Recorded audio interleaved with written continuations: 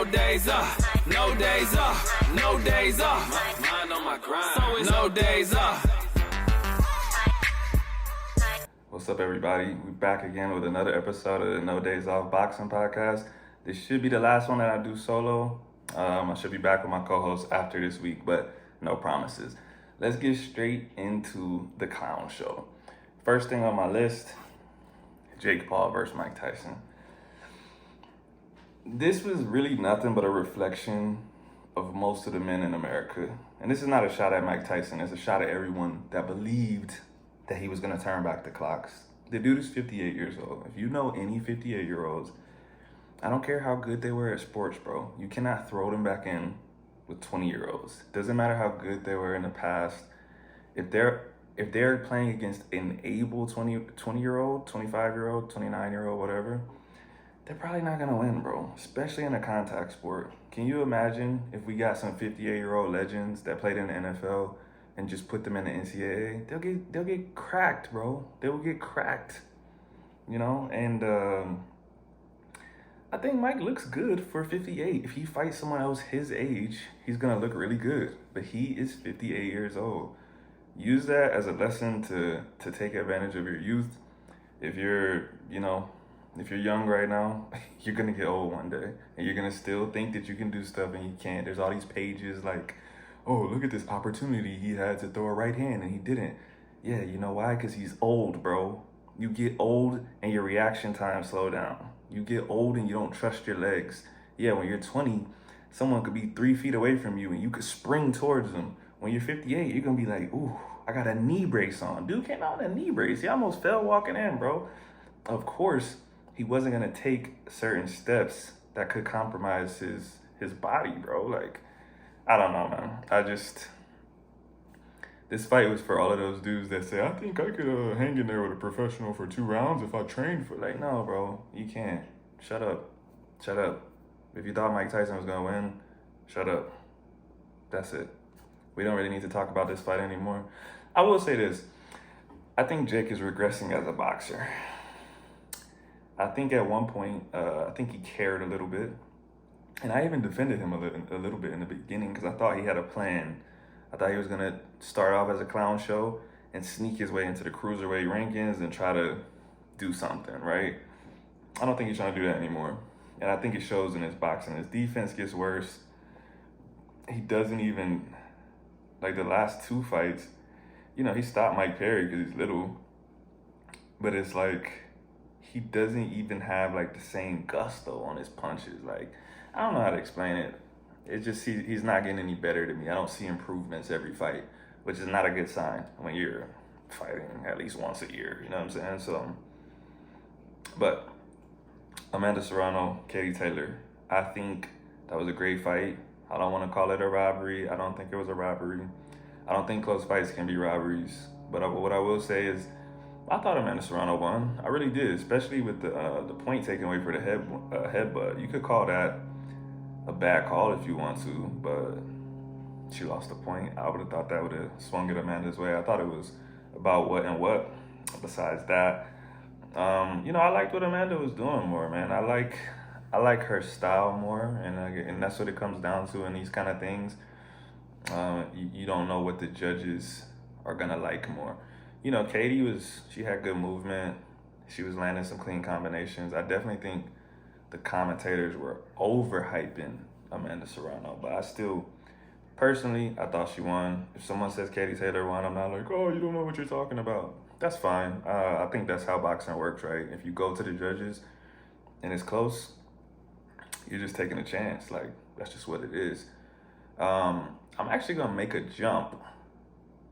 No, I'm not. But keep that in mind. Keep the judges in mind. Let me finish this Jake Paul card.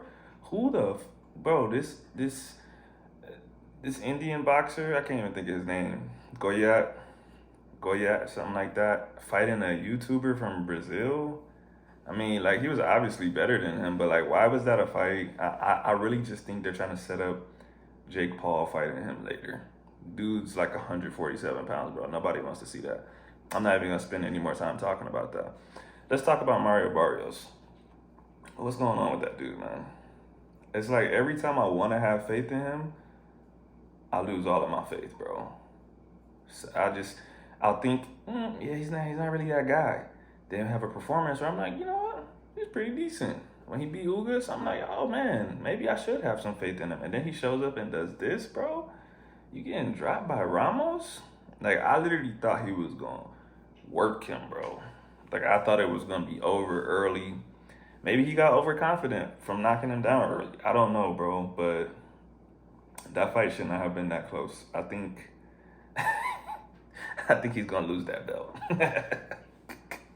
I'm not even gonna talk about all the email champ stuff. I'm not even gonna get into that. I'm talking straight boxing. Boots will definitely take that belt off of him. I don't know. I don't know if he's gonna be hanging on to that belt, man. Congrats on getting it. I guess I'm disappointed, man. I'm not even gonna break down anything about his performance because I just didn't think it was that good. I don't know why that fight was that close. Ramos really had nothing to offer except big punches that I didn't even think were that big. That's why I really thought Barrios was good, because I'm like, man, he's throwing heavy punches early and it's not even affecting Barrios. Then he gets caught and he's struggling the rest of the time. So I don't know what was up with that. I thought Shushu looked good.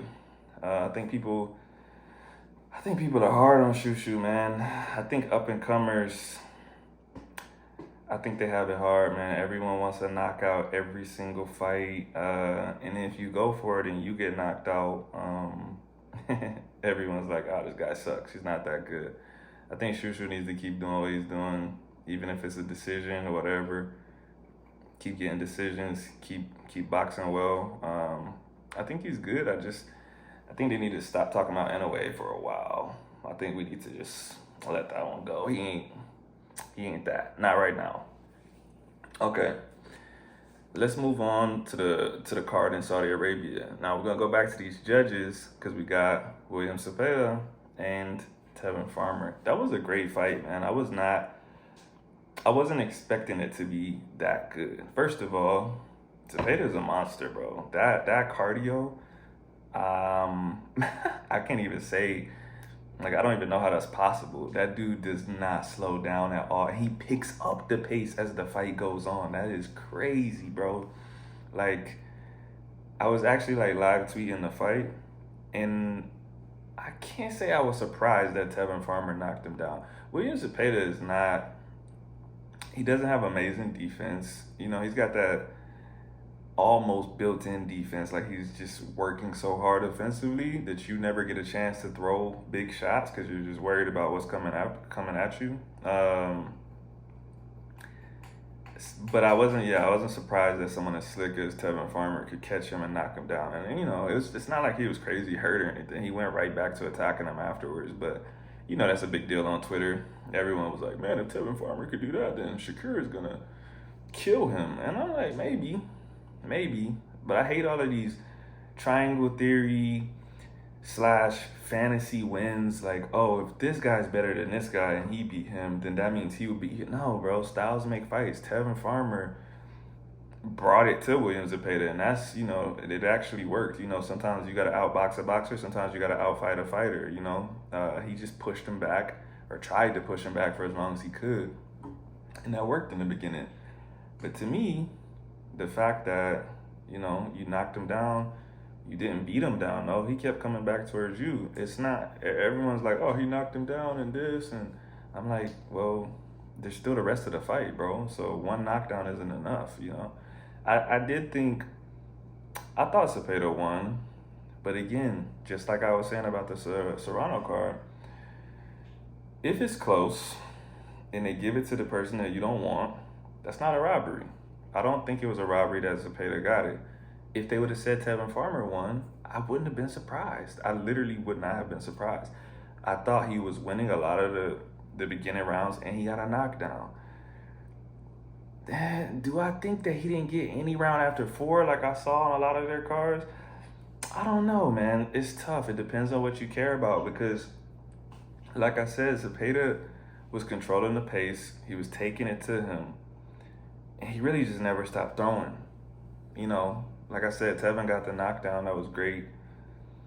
But he really didn't do anything that made Zepeda change anything up. Like I said, Zepeda actually picked up the pace as the rounds went on. So what you did in the beginning was semi-effective. You have to do something new now. You have to show that you're in control. Like what makes us say that you're winning the rounds?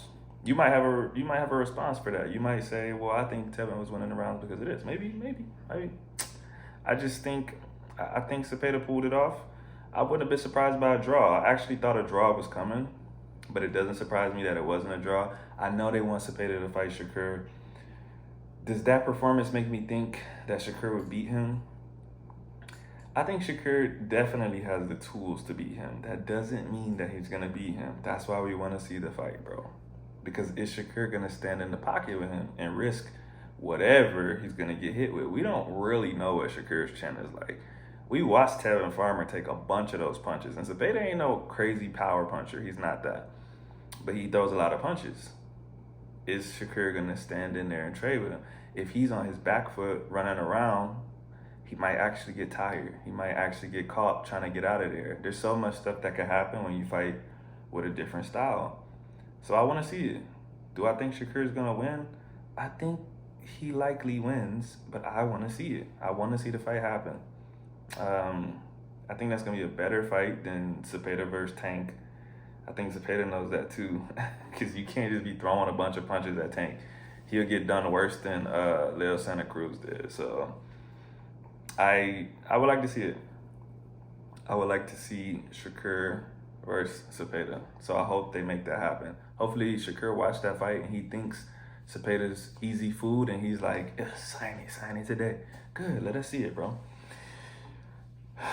Let's talk about Zurdo. Can y'all believe that this dude might, like, bro, there's a chance that he could go undisputed at cruiserweight. That's kind of crazy to think about. If you think, like, just a couple years ago, he got washed by B-Ball at 175, and, you know, he was busting tape, or he was busting the scales, and now, you know, he's got him he's a big name at cruiserweight, bro. Might go undisputed. I would like to see him versus Jai. Him versus Jai Apatai. I don't know. I think Jai is maybe too powerful for him, but you never know. Like I said, that's why we gotta see these fights. You know, if they make that fight and it gets closer, I'll give a real prediction for that. For right now, I'm gonna say I don't know. Oscar Duarte.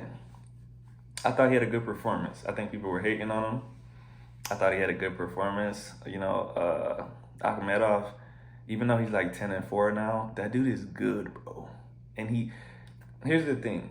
I feel like they kept trying to slight Oscar Duarte by saying that Akhmedov had an abbreviated camp.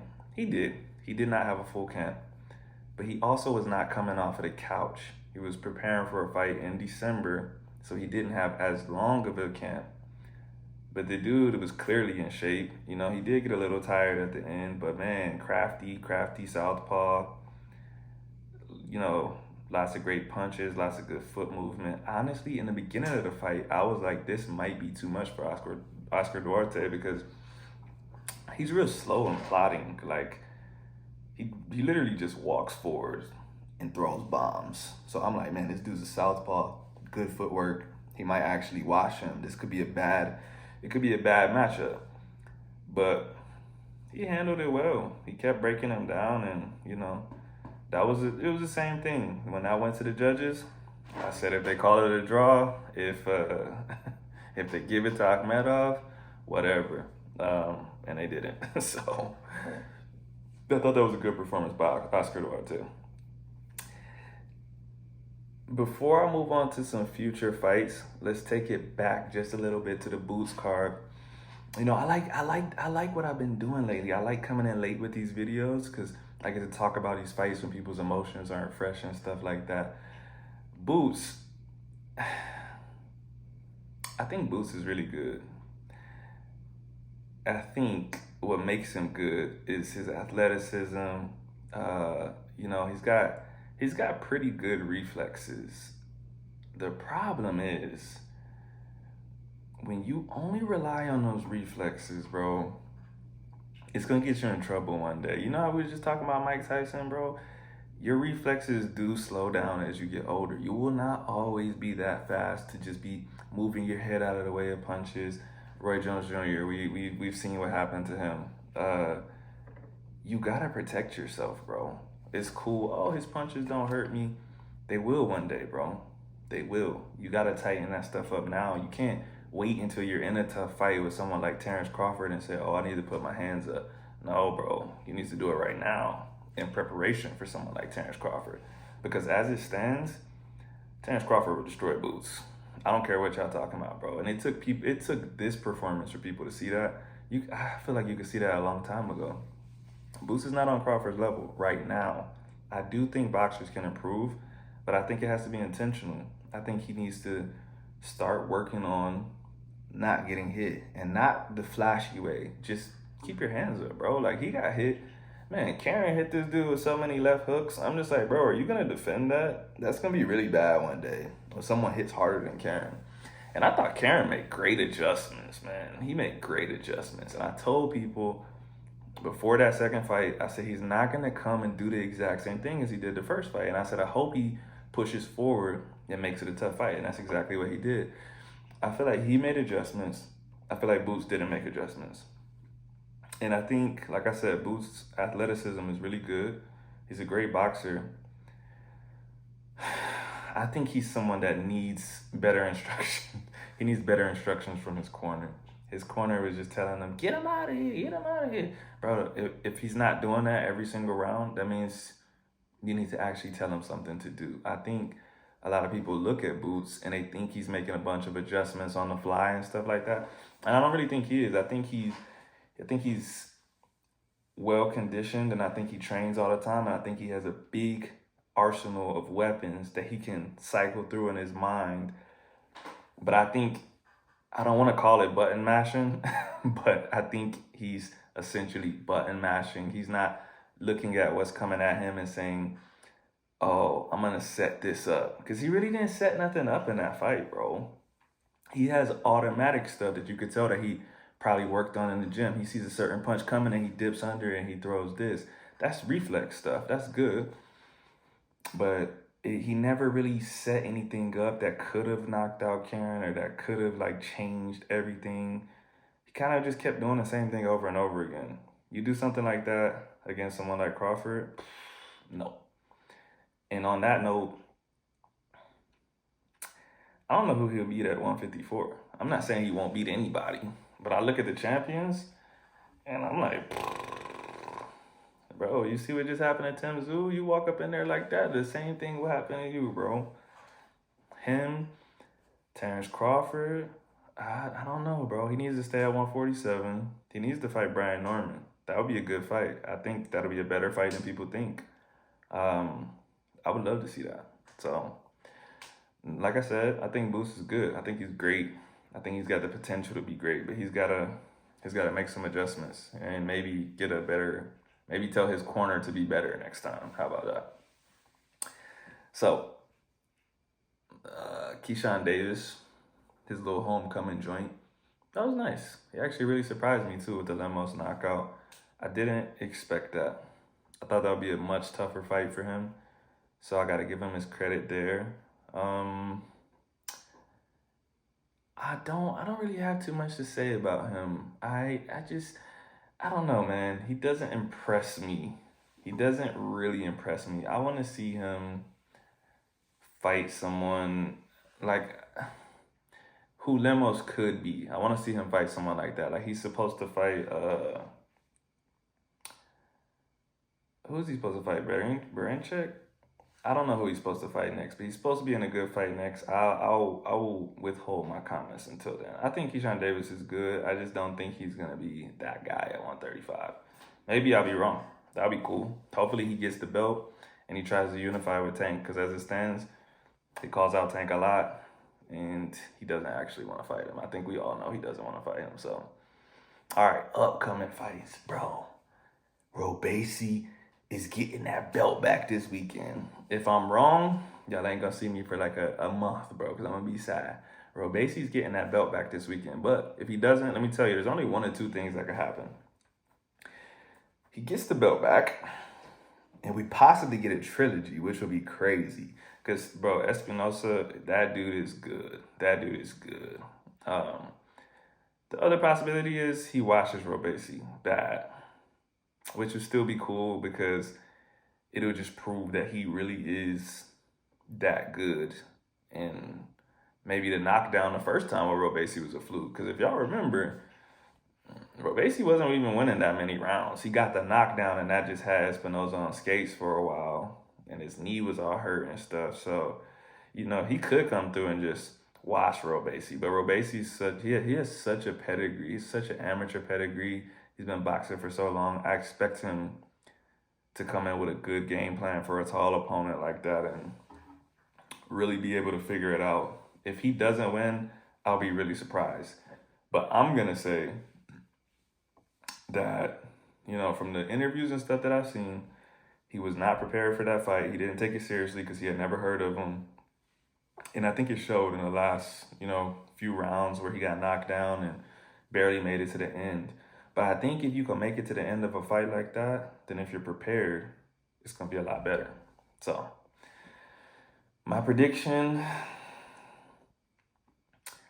I'm going to go with a very, I'm going to say a mid to late knockout of Espinosa. I know that's crazy. It's very crazy, but that's what I think, man. I think when Robesi's on his game, there's nobody that's touching him, bro. And I think Espinosa is very good, and I think he has a lot of volume, but I don't think he has the mind that Robesi has. And I could be proven wrong, and like I said, that would be very good. I like Espinosa too, so if he can get it done, then I'm just going to have to take my hat off and say, psh, you're that guy. Navarrete and Oscar Valdez 2. My prediction for that is going to be a shocker, because y'all know Navarrete is my guy, and I've been rocking with him for a lot of years, bro. Even when people called him a scrub, they say, oh, this dude's style is crazy. You know, he's kind of got that drunken master style. I predicted him to win the first time, but I'm not going to lie to y'all. I think he's probably going to lose this time. Oscar Valdez strikes me as a guy that when he's focused, he's coming to get something done. And I think he couldn't deal with the awkwardness the first time because, you know, you can train for something and you think it's going to be a certain way, but you can't mimic that kind of awkwardness. So I think he got in there. He was like, what the? Like, he really just couldn't get close to him. I think it's just like I said about the Boots Karen thing. I don't think there's any way he's coming back into the second fight and letting it happen the exact same way. And unfortunately, again, kind of like I was saying about Boots, when your style relies on certain little quirks like reflexes and stuff and not solid fundamentals, sometimes that's a catastrophe. And that could be what that is for Navarrete for this weekend, unfortunately. I would hate to see that because that's my guy, but I could really see Oscar Valdez knocking him out. Because all it takes is just him looking at some quirk that Navarrete has and just being like, oh yeah, this is it. Like when I catch him do this when I catch him doing this in the next fight, boom, big hook or big something, you know? So I'm going to go with Valdez for this second fight. As much as I hate to say it, man. As much as I hate to say it, I'm going to go with Valdez. And, you know, hope I'm wrong. Because like I said, Navarrete is my guy. I don't really care for Oscar Valdez. I mean, I like him as a boxer, but I don't feel any connection to him. I don't be watching his podcast or nothing like that. So I can't really be like, oh, I hope Oscar wins. But just strictly from a analysis standpoint, I can definitely see him winning this fight. Last thing, throwback fight for this podcast to go watch. Ron Lau versus George Foreman. What a banger, bro. I'm not going to talk about it because I don't want to ruin it. I realize I've been ruining some of them in the last episodes. I'm not going to talk about it. Just go watch it and you're in for a treat. If y'all got anything y'all want to see me talk about in the next one, just let me know. And like I said, I should be back with my co-host for the next one. So See y'all later. Thanks for watching. Peace.